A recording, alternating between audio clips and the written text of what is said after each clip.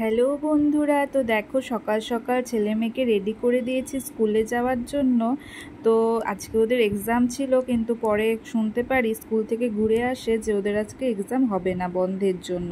তো তারপরে দেখো আমি তাড়াতাড়ি করে ঘরের রান্নাটা করে তাড়াতাড়ি স্নান করে আমি ঠাকুর ঘরে চলে এসেছি। ঠাকুর ঘর সুন্দর করে সাজিয়ে নিয়ে ঠাকুরের জন্য ভোগ রান্না করছি। দেখো তো আমি একদিকে খিচুড়ি বসিয়ে দিয়েছি, একদিকে ঘ্যাট বসিয়ে দিয়েছি, তারপরে করে নিচ্ছি 3 রকমের ভাজা, চাটনি, তারপরে পায়েস, তারপরে হচ্ছে আটা মেখে নিচ্ছিলাম লুচির জন্য।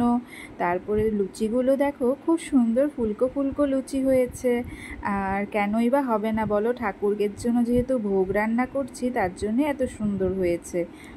তো আমি সুন্দরভাবে সব কিছু করে নিচ্ছিলাম। মা করে দিতে পারেনি, কারণ মার শরীরটা ভালো না। তার জন্য মাকে বললাম, মা তুমি রেস্ট করো, আমি সব করে নিতে পারবো, দেখোই না আমি পারি কি পারি না। তারপরে দেখো মাকে বলেছি তুমি রেস্ট করো, আমি সব সুন্দর করে সাজিয়ে গুছিয়ে ঠাকুরকে ভোগ নিবেদন করে দিয়েছি। তোমরাও দর্শন করো, ভোগ দর্শনে কিন্তু দুর্ভোগ কাটে, তাই তোমরা ভোগ দর্শন করে নাও। হরে কৃষ্ণ, রাধে রাধে বন্ধুরা।